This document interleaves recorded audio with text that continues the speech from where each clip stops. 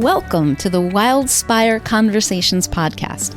You get to be a fly on the wall for my intimate coaching sessions with inspiring entrepreneurs who are changing the world. I'm your host, Stephanie Benedetto Padovani, wild creation coach and soul storyteller at The Awakened Business, where I help coaches, therapists, and creative entrepreneurs craft an irresistible message and broadcast it to the world. In each conversation, I'll ask curious, playful questions, challenging us to connect with the deeper purpose and joy of what we're here to do. We may experience one or more of the following: articulation of their soul's message and mission, life-changing stories, insights, ahas, and wisdom nuggets, ideas for new products, services, or businesses. Truth is, I have no idea exactly what will emerge, because there's no agenda for this conversation. Anything can happen when we step into the unknown of infinite creativity, and that's where we're going to play. It's time to get wild-spired. Meg Roundell Greene, a business and confidence coach for ambitious moms, is my guest in this Wildspire conversation. She asked for a deep and honest exchange of ideas, the kind that you don't get to speak about in daily life. At first, I expected this conversation would be about something taboo or bizarre, or the kinds of secrets that we hold in our hearts. But I was pleasantly surprised to find that instead, we end up discussing space and silence and how to find deep inner peace. Meg helps ambitious mothers start and grow online businesses so they can enjoy a life that works for them. She has 19 years of senior corporate experience working with global brands such as BMW and Procter & Gamble on their marketing and branding strategies. Her career has taken her from national publications, including Marie Claire, Look, The Spectator, and Women at Home, to tech giant LinkedIn, where she worked with global companies on creating social strategies. After taking time out to spend with her growing family, in 2017, she realized her true passion lay in helping ambitious mothers create success on their terms that worked around family priorities, and created her coaching business to enable amazing women to do that. Meg works with her clients to create a clear plan to attract their dream clients, get massive visibility, and grow unshakable confidence. Her mission is to help create more empowered and successful female business owners in the world. Join us for a hypnotic conversation that I suspect will leave you feeling relaxed, present, and slightly tranced out, as it did for me. Meet Meg Roundell Greene. Hi, Meg. Thank you so much for joining me today. Hi, Stephanie. Oh, it's such a pleasure to be here. Thanks for having me.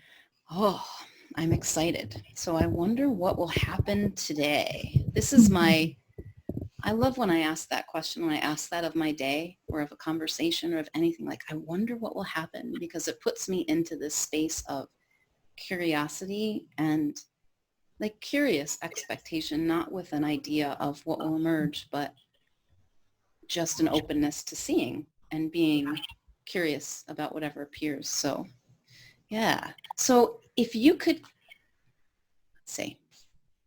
So we have this time together with which we can do anything. It's like the clay that we get to play with. So if you could,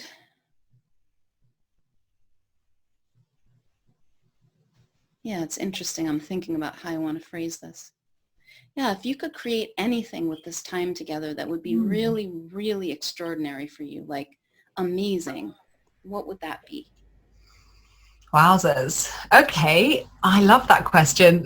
So I think what would be amazing to create is a very deep and honest exchange of ideas and concepts that you just don't get to speak about in your daily life. Oh, cool. So,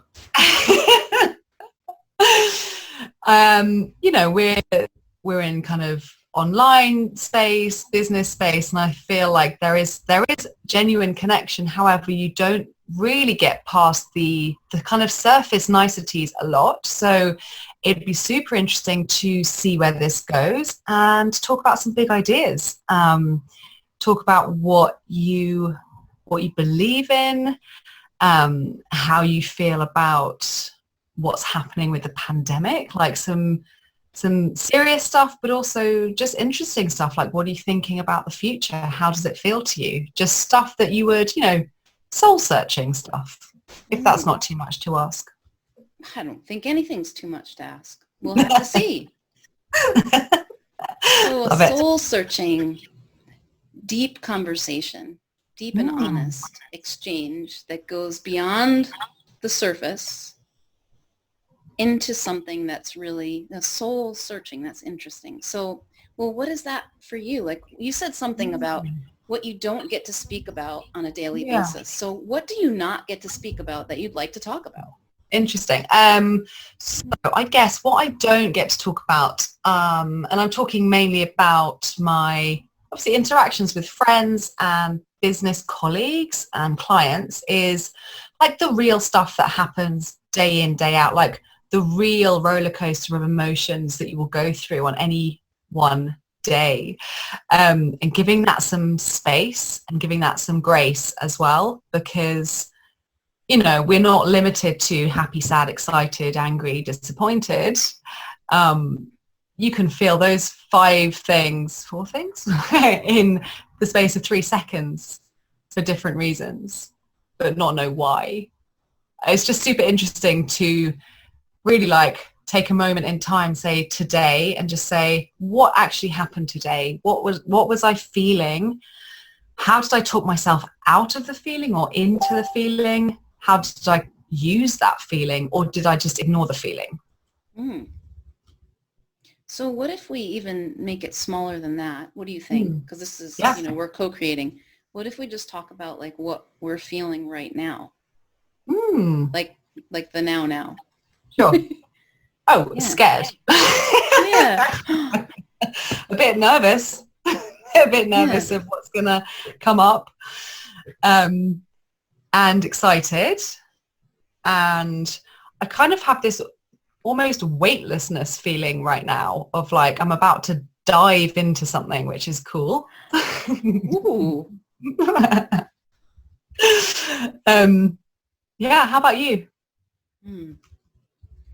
Well, I feel delighted at that idea of weightlessness. Yeah, that's quite blissful. And the idea of diving in deep. So what else am I feeling? Oh, it goes so quickly, right? Like,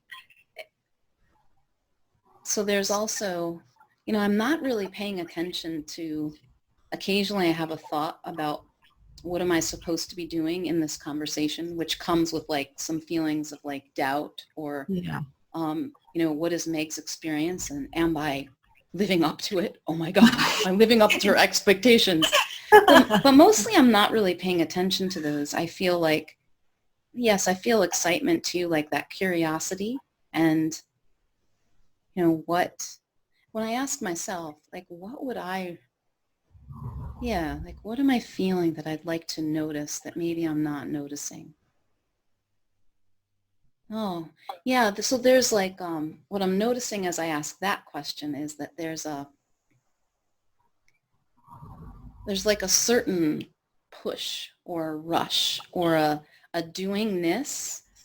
And I think it probably comes with a feeling of pressure that is kind of like that's like a surface thing, right? That feels like, in one way I could describe it as a surface thing. And I'm like, do I really want to be experiencing that? Or would I like to just kind of drop into maybe what's underneath that? That's what occurs to me. It's interesting. It's very rare that we take that time in any given moment in your day because we're just busy doing, just to sit and have that experience, unless you meditate, which I am terrible at. I'm trying to practice more. But it's just feeling it in your body, and it's strange how it does come up in different parts of your body. I'm feeling a lot in my chest right now. I don't know if you kind of do any spirituality or energy work, all that kind of stuff. I'm very new in that area, but it's interesting just to feel where you feel things in your body. So yeah, how does the curiosity manifest in your experience? Yeah, that's an interesting question. Curiosity is like it's like being under a waterfall is how it appears to me. Like it washes over me. It's sort of like it feels more or less full body. Like a lot of times the more curiosity is like an opening to me. It feels like an opening versus excitement is like a little more directional and usually like core-ish. Yeah. Usually stomach, heart, chest, something, right? Like, but it is different. Like there's a different quality of excitement. Like we might use the same word, enthusiasm or excitement, and yet we can experience it with all these different nuances and subtleties. Yeah. Interesting. So what else would you really like to talk about right now? I would really like to, I guess, talk about how as humans, we can be more present for ourselves and for other people.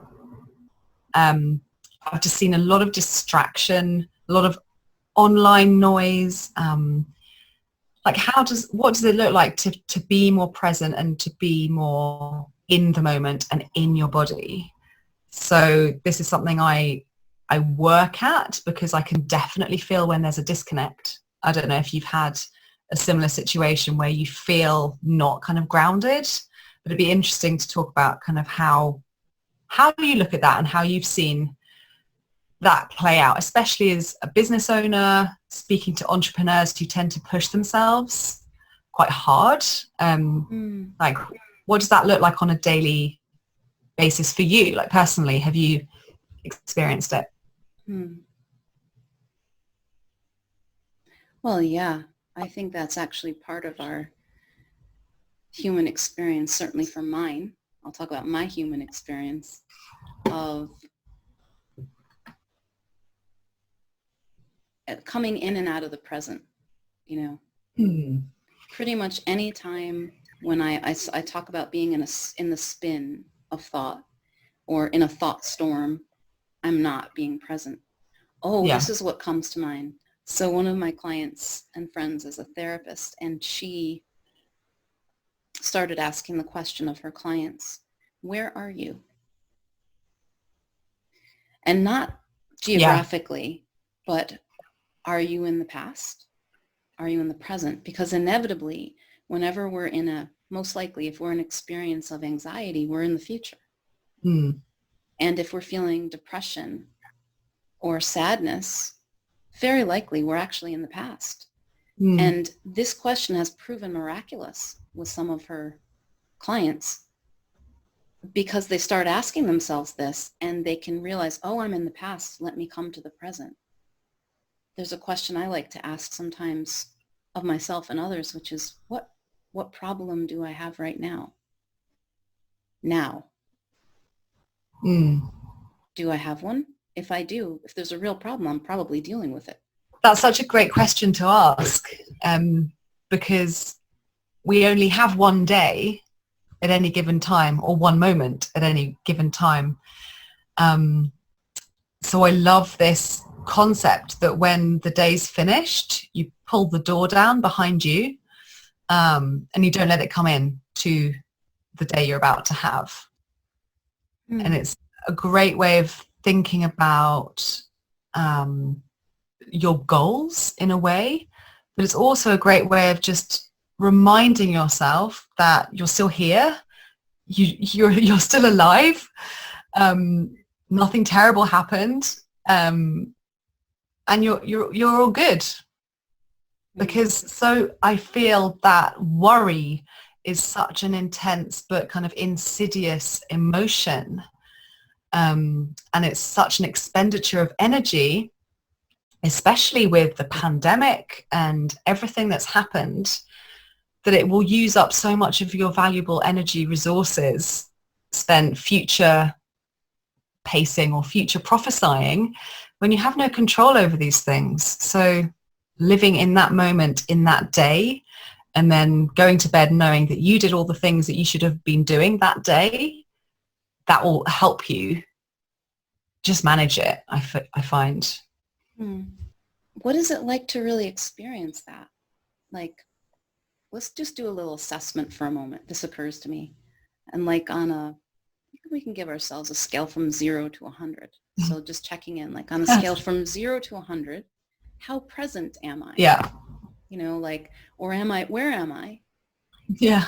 And like, what would it be like to be really present? So let's see, where do I get? I'm just going with whatever number comes to me. I'm getting like, all right, I'm getting like about 70% present. That's interesting. I just made that up. That's good. So I'm feeling around 65 because I can hear my kids fighting in the other room. So half of me is like, well, no, a third of me is over there trying to break up their fight mentally. And the rest of me is here. So what if we ask ourselves, like, what would it take to be more present? Just like, would I like to be more present? And what would it take to be more present? And just like notice that for a moment. Like, does it shift anything? I'm like, oh. Because the funny thing is that occurs to me is like, well, I am here. It's only, I just don't know it when I'm paying more attention to my thinking than I am to what's actually happening. Change in my body almost when you said that, like almost like a kind of a settling downwards, which is interesting. So instead of being kind of up here, it's like rooted, feeling more grounded, feeling more heavy and connected, I guess. How does that feel for you? Do you feel the same? You know, I can relate to what you're saying. I don't think it's how I'm exactly experiencing it in my body. How am I experiencing it?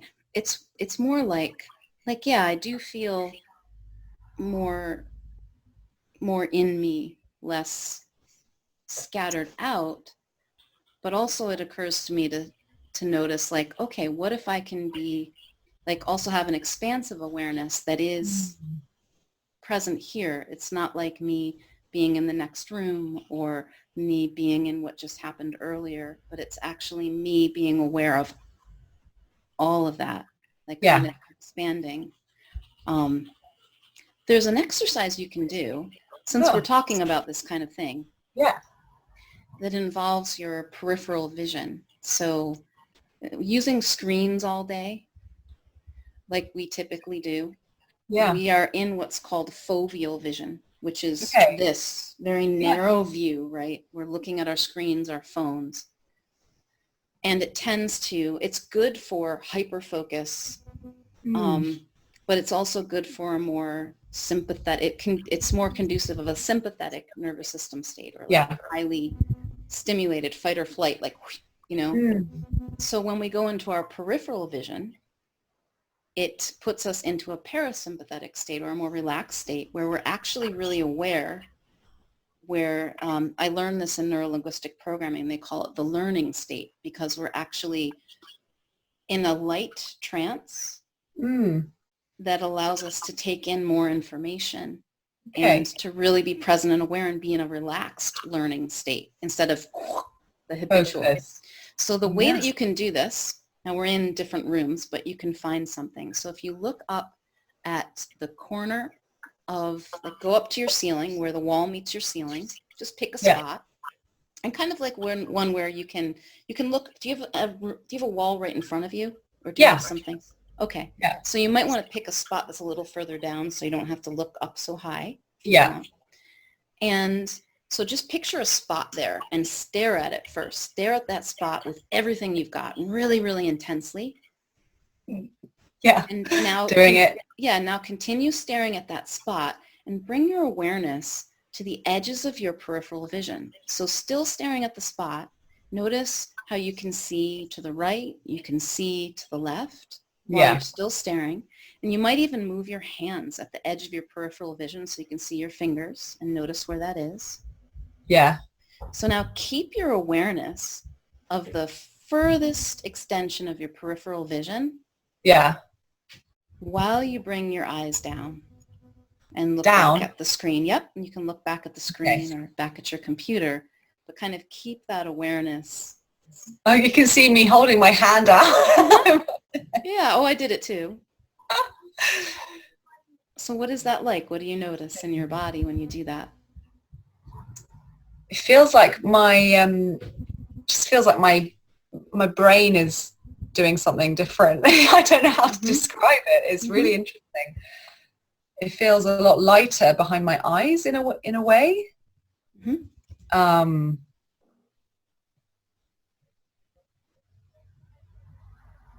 Yeah, it's interesting. It's a different sensation than anything I've done before.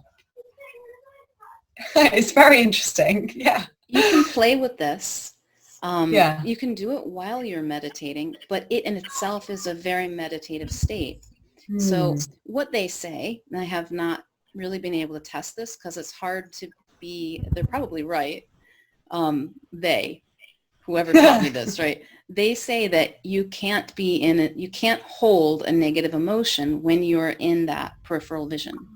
Wow. That's so interesting. I wonder what's going on in your brain to allow that to be true. Like what's happening in that parasympathetic. Well, so like emotions, like thoughts are moving through us all the time. And I think that when we are in a parasympathetic nervous system state, when we are feeling present, when we are feeling calm, they move through us and we don't tend to mess with them so much. So it's really hard, actually, if you do a mindfulness exercise, it's really hard to sustain a thought. So if you actually you have to keep thinking it. If you just notice a thought and use it as an object of meditation, it goes. Yeah. The same thing. So there's, I'm going to mention the resource I've used for this since we're talking about it. There's an app that you can get, and it is a paid app called the Waking Up app. Okay. And it's by Sam Harris, who is a non-religious, he's actually an atheist, I think, or he calls himself an atheist, but he's studied meditation for many, many years and mindfulness. Yeah. So it's a mindfulness app. He has little 10 or 20-minute meditations. And one of the exercises that he has us do sometimes he'll actually bring up a negative emotion or a negative thought that comes with an emotion and use it as an object of meditation. And in doing so, it's an opportunity to notice that there's a very short half-life when we're in a mindful state. Yeah. So that's what I suspect is happening. I don't know about the neurology of what happens in the brain. I know nothing about this. I only speak from my experience that, like right now, bringing my awareness to my peripheral, which even just doing that reminds me to do it. Yeah. I feel much more present. Like I'm not thinking about what I'm saying. I'm just being with it. I feel more relaxed, which is beautiful. Thank you for suggesting this direction. I'm like, ooh. And it is kind of, for me, I can experience it as like a light trance, which is beautiful. It's a very receptive, present state where it's quite pleasant, actually. Yeah. Yeah, it is. It's very nice. How funny. I love that. And I love tools like that. Are so interesting because we're so often not aware of these things as they move through our bodies. It's just like a constant kind of TV flickering. Do you know what I mean? You're not really like the thought will come and then you'll feel crummy for some reason, but you don't know why. But then if you're more present, you allow the thought to come. I wonder why and how, I guess, the thoughts don't move. Is it when we're locked in fight or flight that the thoughts and the feelings get stuck? And then we feel like what do you notice? Like, what's your experience of that? I feel like my brain can definitely take a well-worn track around a certain subject, because it's the one that it's used to, and it will revert back to this kind of like a groove on a wooden thing. I don't know, I'm not a carpenter, but whatever that would would be, like, because it's used to it, and that's the habit, and that's the words or the language or the beliefs that is a kind of the default setting. So it's getting out of that and becoming aware of it when it happens is the first thing, I think, because otherwise it just feels, you do feel heavy and you don't know why, and you don't know why you feel bad. And it can be a number of factors. It could be the weather. It could be your hair doesn't look nice. Like, 100 million things can combine, but they don't need to mean anything in your head. They don't need to go into this track of whatever it is, whether it's feeling negative or being negative about yourself. So maybe having that mindfulness and the presence, and in that state, you allow the thought to come in, you allow the thought to come out. And it doesn't get trapped into that cycle, I guess. Yeah. So there is this experience of, and there's a lot of scientific talk that we use to reinforce it, of, I think I certainly have had an experience of habitual thinking, like something that has been with me, a pattern that repeats, even a thought, that the voice in my head that repeats. There was one that used to come up a lot. I don't think I've heard it in a long time, but it used to say, I try so hard. I don't even know what that means. I try so hard. It was like, the feeling of it was, I try so hard and they never understand, and I never get it right, and I'm never understood. I mean, that was an awful habitual thought that I had. Yeah. So there's this language around it, and this feeling of the well-worn groove, that like the rut that we get stuck in. And there's language in neurology, and again, like I don't have awareness, I don't have knowledge on that, but they talk about the neural pathways being familiar. And I just like to wonder, because the more I think the key in what I heard you say that I think is so beautiful is that willingness to, first of all, be present enough to be aware, oh, there's that habitual thought. Okay, what if I don't have to do anything with it? Or what else? I don't have to think that. What else could I think? What else is here? And immediately there's a space that wasn't there before.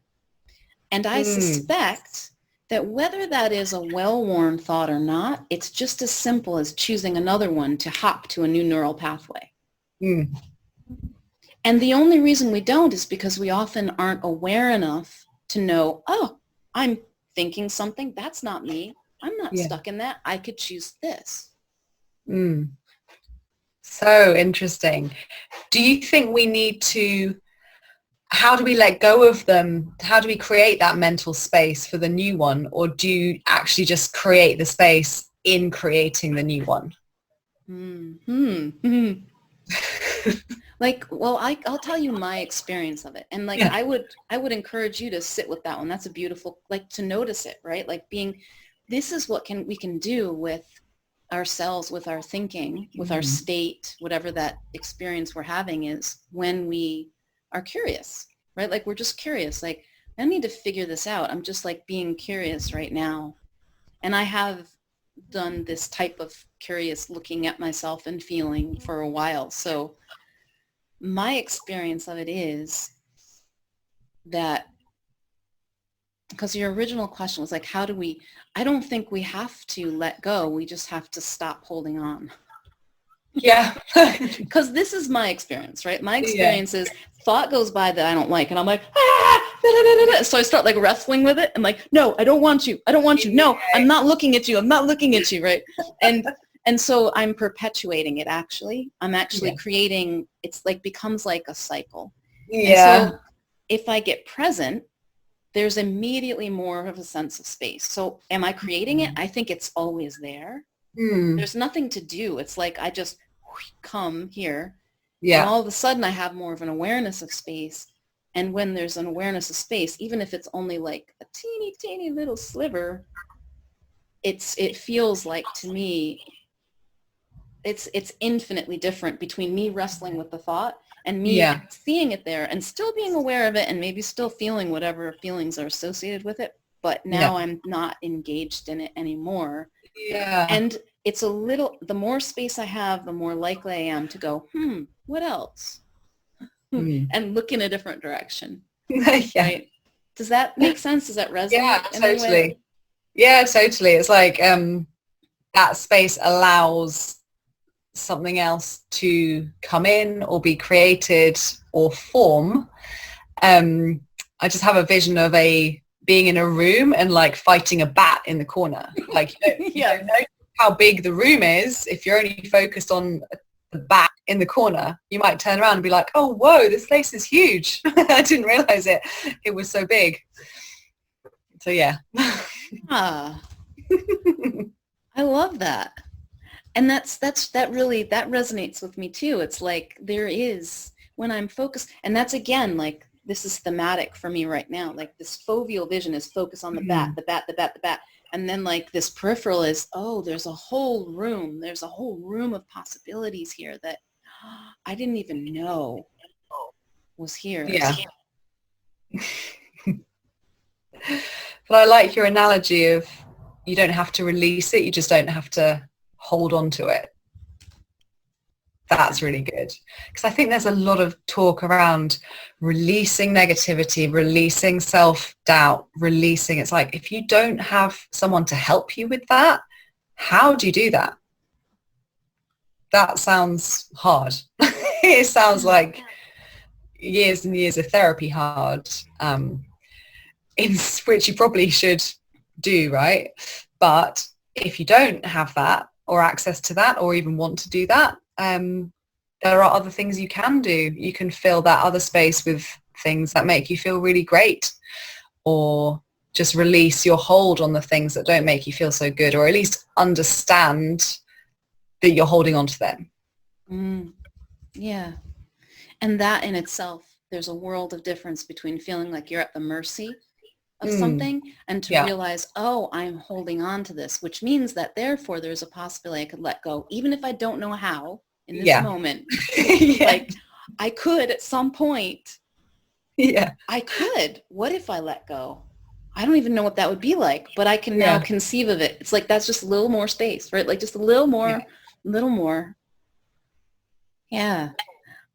What I'm hearing in so much of your exploration, Meg, and you can tell me if I'm hearing this right, is that like you're having an increasing an awareness of and feeling drawn towards noticing what's happening in your body, which is one of the beautiful ways we can become present with what is. Our body's always here. That's why people often go to the breath, and that there's something in that gives you didn't say this, so I don't want to put words in your mouth, but like there's a different perspective from there, right? Like now you're aware of it. So there's a possibility that you can be aware of something else, or that's not all there is. Yeah. Yes, definitely. Yeah. Tell me more about that, what you're seeing in this, because it sounds like you're in this exploration. Yeah, I definitely am. I feel like there are some basics I need to go back to basics in a way of how to ground myself and how to get focused and how to feel better, basically. And one of those is being present, and another of those is moving my body, definitely. I had an interesting experience actually with a Reiki practitioner, and she saw me twice just to do actually massage, but she's also a trained Reiki practitioner. And the first time she was like, oh yeah, you're super tense and your energy, she would talk all about this energy. This was years ago, and I was like, I don't know what you're talking about. I just want a massage. So just remember the first time she's like, oh yeah, your energy is really busy right now. And she was just massaging like over my top. And then the second time I'd like been sleeping so much better. I'd just been doing a little bit of exercise, but my mind, like the state of mind was so much more calm. And she was like, wow, what did you do? because your energy is totally different. So whatever you're doing, keep doing it. And that was really interesting. This was like 5-6 years ago. But I do find I make conscious efforts to go back into my body and feel grounded and move my body more, because the mental clarity and awareness just ramps up massively when I have that sense of connection. It's really interesting. And for some people, it will be very different, I'm sure. For some people, it's, you know, whatever it is they like to do, watching films and eating chocolate, both of things I really do enjoy to do as well. But I've kind of found a formula now which helps me kind of give me so much more energy, which I'm really pleased to have almost stumbled across. Yeah, tell me about that. What is the formula, if you would say that, and what's that like for you? How has your energy shifted? Interesting. So I would say definitely being mindful of again, you talked about devices and computers, so I turn everything off by 9 p.m. And I read a book, an actual physical book, or I do listen to something but don't look at the screen. And then I try to go to bed and sleep 8 hours. Sometimes it doesn't work. I have lots of children who come in and bother me and, you know, wake me up. But on the days it works, it's great. And trying to do just even 20 minutes of exercise a day. It doesn't even matter what it is. I'm not fussy, just something that gets my blood pumping. Or it could be even like yoga or something. But that seems to be a pretty good formula. And also knowing what gives me energy and what drains my energy. And I think what gives me energy is stuff like this. I love connecting. I think I'm a typical extrovert in that I get very energized by and with other people. So if I don't have that for a long time, I feel a bit depleted, whereas some people get all of it from within. So that's their idea of heaven. And then they find it very depleting, talking and engaging. So I think just knowing those things about myself has helped to kind of fine tune. Yeah. So that's a real journey of just, and I love that you said you'd stumbled across it, right? Because I think that so many times it's like we have a question, we have a problem or a quandary that we're in that we don't know how to get out of. And for a time, we probably do a lot of wrestling with thinking and trying to figure it out.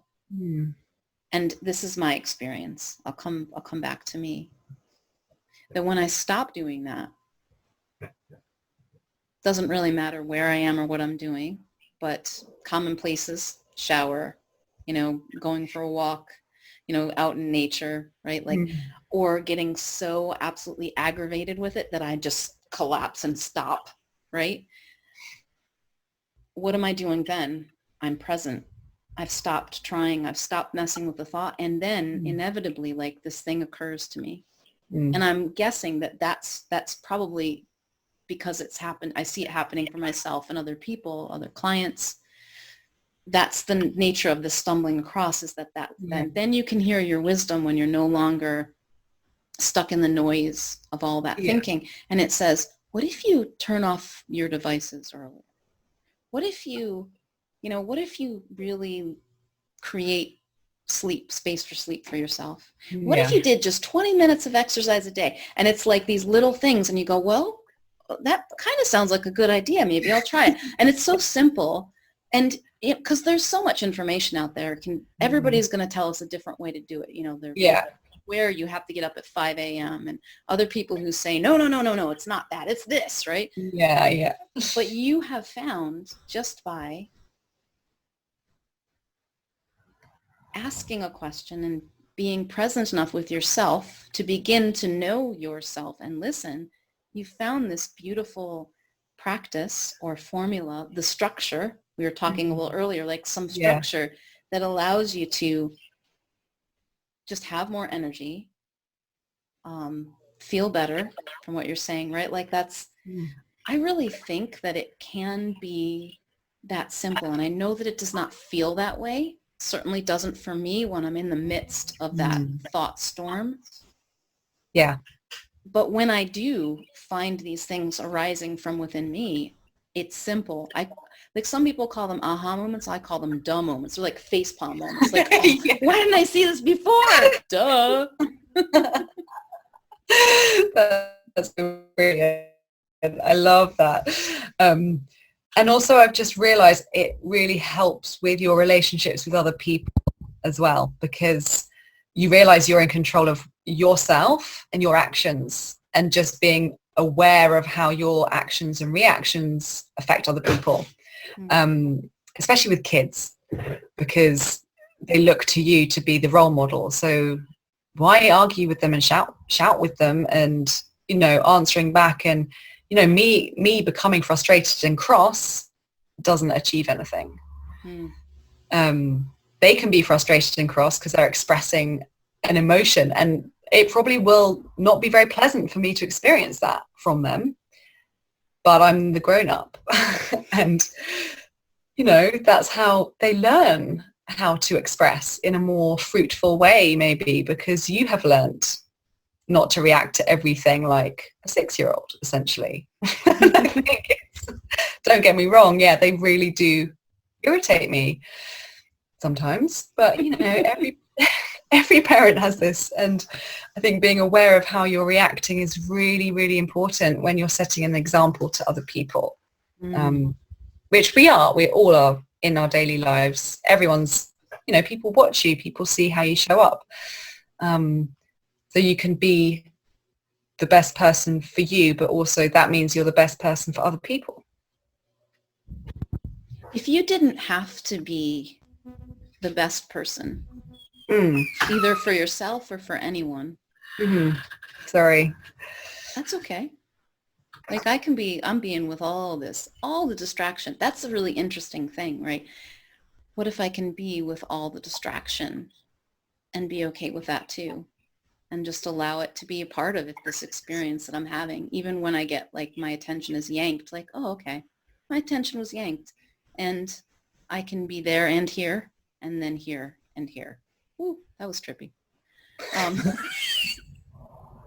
So if you didn't have to be the best anything, what would you want to be? What would that be like? Oh, I'd be so lazy. I'm a naturally very lazy person. I would happily lay on a couch all day long and read books and paint my toenails and eat chocolate. I mean, that's a genuine answer. Have you ever really? So this is interesting because, and I'm just going to curiously poke at this a little bit and see, but this is a conversation I've had in many forms. It seems to be, and I have this going on in me too, that if I allow myself, if I take the pressure off to be the best or better or to be productive or whatever the thing is, that I've used to motivate me. It is one way to motivate myself to get things done. If I take that off, the fear is, because I've done it for so long, that I will do nothing, that I will lie there on the couch and eat chocolate and watch Netflix all day long. And I've been playing with that because, like, is that really true? And I've been playing with, what if I release the pressure? Does it actually help me? I mean, I know I've used it to motivate myself. Yeah. Do I actually need it? And again, like as a question, as an experiment, like you can go right back to it. That is really easy. You know, like, and I'm finding that there is another motivation that arises because in our natural state, look at children. Do they have pressure to get stuff done when they're very young? They are just these naturally creative, playful people. Yeah. And so are we, except that we have this thinking about how it's supposed to look and making ourselves do one way or the other. So my question is like, oh, if I let myself, if I'm present, like, is there another inspiration? Is there another motivation like curiosity or creativity or enthusiasm or excitement, inspiration that emerges. And I do find that it's there. Not that it's, not that there's a right or wrong here, but just as an exploration, like, oh, what comes up for you around that? What do you think? It's an interesting one because I have been known to, I really enjoy bored, like empty time. I really do. I love it. I kind of really enjoy it. I don't feel bad about it. I relish it so much. But on the other hand, I do push myself hard. So taking that away, I haven't really ever played with taking that away. I've always been conscious that I am giving myself time off, as it were, but I haven't really given myself time off because it's still like, I still want to do the things.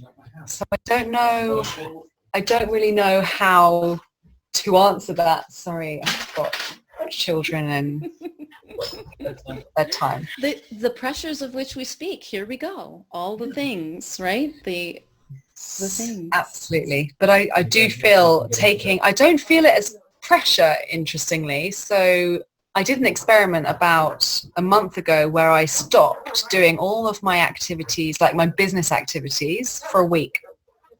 Because some things were working, some things weren't working. I was getting tired and I just thought to myself, I'm just going to stop everything and see what happens. So I needed to see what that would look like for myself, and nothing happened. Nothing bad happened. I didn't feel bad. I didn't feel stressed. I didn't feel bored. I just rested.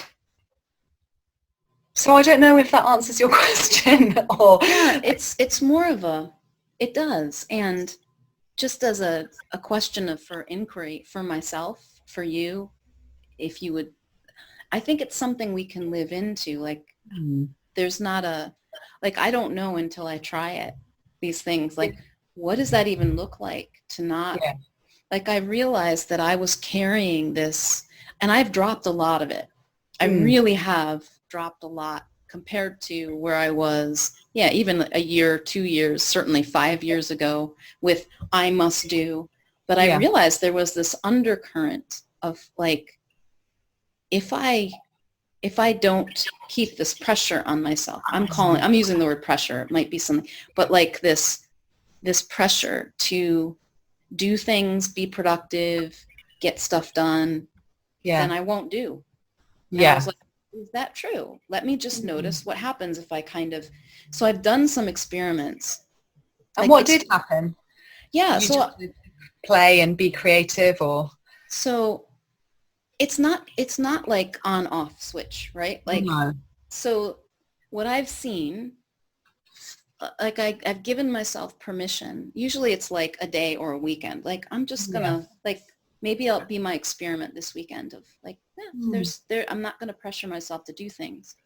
What I am noticing is that I do things, and often I do things that I would like to do that are probably on my list of things to do. Like there might be a business thing that I end up doing or something I end up writing that I wanted to write, but I'm doing it without the pressure.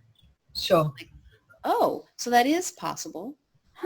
I wonder if I did that more, like not as I have to get rid of pressure thing, but just as an experiment to sort of try on, notice, and see, just like you did with that week. And I think that's beautiful. And like, maybe you'll be moved to do a different experiment or to lengthen it or to just say like, what if I do things, but I do it without pressure? Yeah. What does that mean? Right? Like, how do I even do that, right? Like it's like the brain goes, boy. I love, and I'm like, I might flip that around and say, how would you do it differently, and what would you do if you knew that your result was guaranteed, that it's not going to work out for you? How does that make you feel different? Because I don't see it as pressure necessarily. It's more of a like a force, some kind of movement, some kind of motion. But if I know everything's going to work out for my highest like development and learning and all the good things that I'm after, how does that make me feel differently about it? And that's a good question to ask, because then that feels like, oh, well, it's going to work out anyway, so I can stop worrying in a way and just be and be a bit more relaxed and do what feels actually more enjoyable and not force myself into something that I'm not, which is very regimented, very scheduled type of person that you kind of think you need to do if you're in business. So yeah, I'm letting go of that concept that it has to be like a certain way, and then it can just be the way it is. That's beautiful.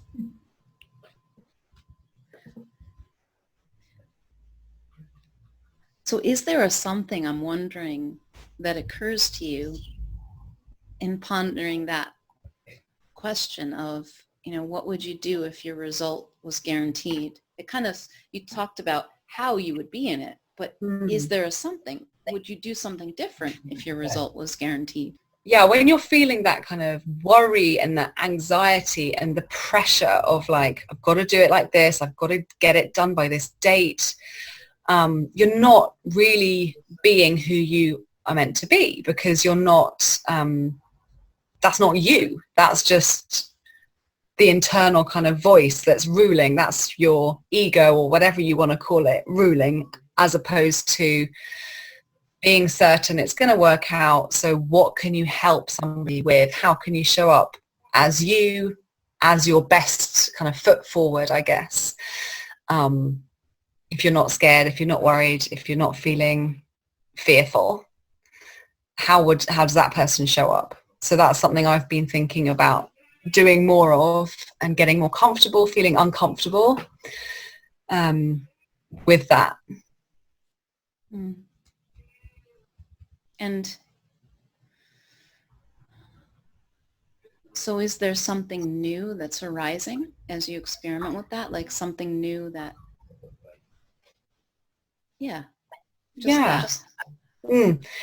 I think it just feels easier. Everything feels a lot easier in a way. Like there's no more, I don't feel like I'm overthinking before I act. Instead of like in the past, it would be like deciding which thing to be posting or deciding which way to go, or, there was always this conflict, this internal chatter. So without the chatter, you just kind of go with what feels good to you in the moment, and that's a lot easier. And I find that it's a lot simpler. I feel a lot clearer, just kind of mentally clearer, because there's less stuff going on. There's less stuff to worry about, because I've made a conscious decision kind of to stop worrying and just lose that feeling. And it comes up, it definitely still comes up for sure. Like you can't just not worry about things. But it's about just divert. It's kind of like a toddler. You just divert them to play with a different toy. So I'm diverting my toddler brain to play with more fulfilling and fun toys than the worry toys. Yeah, that's beautiful. I love that way of thinking. And that's an innocent way to frame it too, right? Because there's nothing, the toddler's going to play with what it's drawn to play with. We're going to be drawn to play with the thoughts we're drawn to play with. And we're probably not realizing sometimes that we can play with other toys than the worry toys. We can play with like the curiosity toys, or the excitement toys, or the wonder toys. I like the wonder toys. Oh my God. I want to play with more wonder. Where'd you get them? I need some of those in my life. Yeah, that's lovely.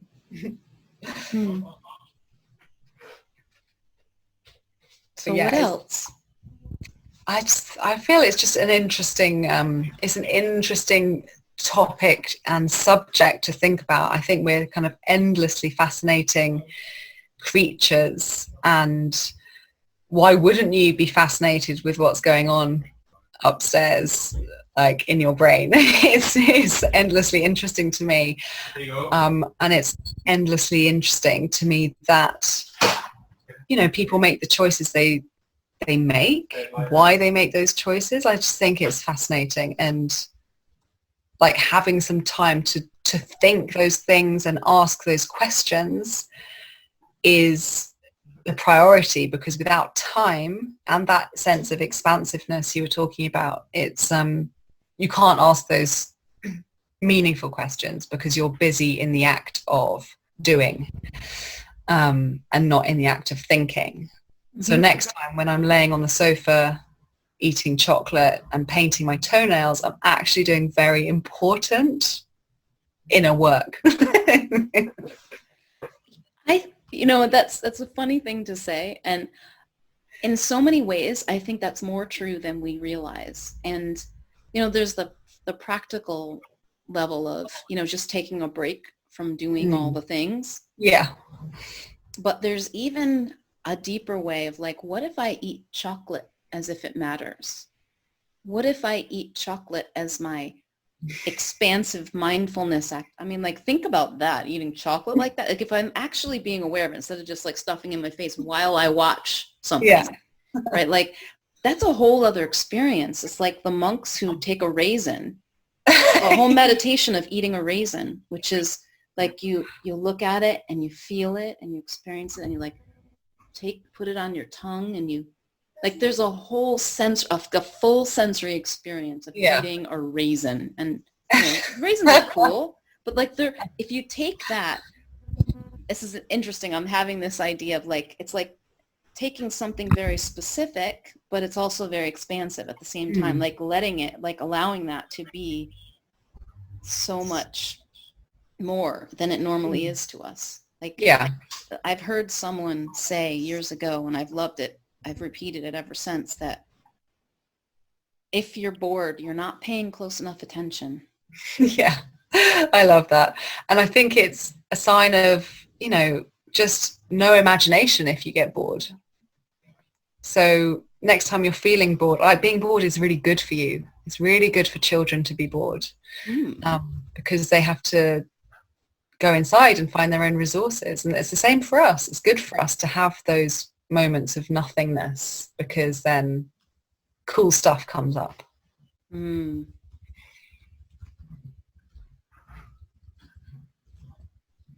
Yeah. Although I can't remember the last time I was bored. I would love to be bored right now. Not now. I mean, you know, in life. Maybe tomorrow. Well, maybe there's an alternative to what used to feel like being bored. Maybe it doesn't now, because you're okay with that space.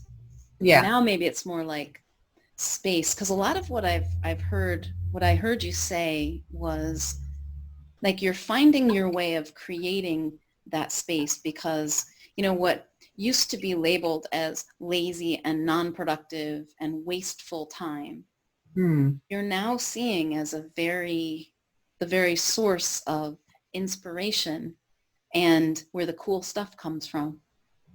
Yeah, definitely. And like creating a life with moments of that. You know, it's hard sometimes running a business and having children and a family and all of these things, but there are little moments, like a breath. It can really be that simple. Like, we can find it because the present is always here. We're just not always being in the present. Yeah, totally. Totally. I love that. Yeah. So this feels like a good place to sort of begin to wind down our call, which is very interesting, Meg. Thank you. This was a very different journey than, not that I really had an expectation. I was like, oh, we're going here today. And I feel very trippy because I've still managed to kind of like keep myself in a peripheral state. So I'm like, yeah, Meg, hey. Love it. hanging out here. So Yeah. I'm curious, like, what is your biggest insight from this conversation today? Oh, I think the kind of transformational things that can come up when we really put our attention into important stuff. And I'm not saying this very well, but when we really actually focus and take a moment to put into words what our experience feels like, that's super interesting. And I don't do this like with my friends. Like, I mean, maybe some people do, but it just feels really cool and interesting to have that back and forth and to see, just get really into, how someone else takes, like what someone else's perception of that and feeling is. That's really interesting. How about you? From this, I'm just going to answer it as it occurs to me. Because I had like a whole bunch of chatter. I'm just going to like disclose here because I think it fits the topic of our conversation. I had like a whole bunch of chatter about like, oh, well, it has to be something that's like this. And I'm like, no, just this. So I'm having the experience again of, oh, I could just show up and not really think other than what drops in, that I can just be in an experience and let it carry me. Yeah. Oh, that felt really good to say. Thank you. Like I felt it as I said it, like being in it and letting it carry me. And I'm living my life more and more from that place of dropping the have-tos and the shoulds and it needs to be this way. And I'm, what to me is pressure, right? Yeah. Feels like. And instead just relaxing and letting it move me because it's there and it does. Yeah, that's great. That's so cool. So thank you for this experience, Meg. Yeah. And if someone were to want to reach out to you, where's the best place to find you? So the best place to find me is on Instagram. You can check me out at MRG_coaching. So I'm up there. I show up and I do lives and stories and all kinds of stuff. So you can follow me there. You do stories. What kinds of stories? Generally me just walking the dog. Megan the dog. Okay, so I'm just going to toss this in here because it occurs to me as a parting thought. I wonder what would happen if you had something like, maybe you're already exactly doing this and that's why I'm saying it, but like you and the dog and this space where you just talk about what your experience feels like and share what you're seeing in your own experience and ask those questions, like the kinds of questions that we were asking here, because I think you're right. There are people who are craving that type of a space, and there are all kinds of amazing and beautiful things that grow from that. Yeah. And who better to create it than you, who are also craving it? Like, why not? Yeah, that's an awesome idea. So it'll be Sunny, me and Sunny. He's just having a snooze right now on the bed. I love that. Yeah, beautiful. Thank you so much. It's been a great pleasure. You're so welcome. And for me, thank you.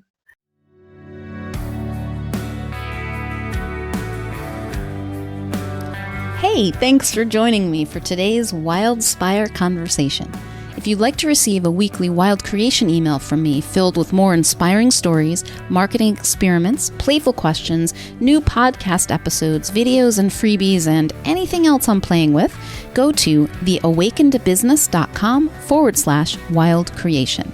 Until next time, may you know yourself as the gorgeous wild creation you are.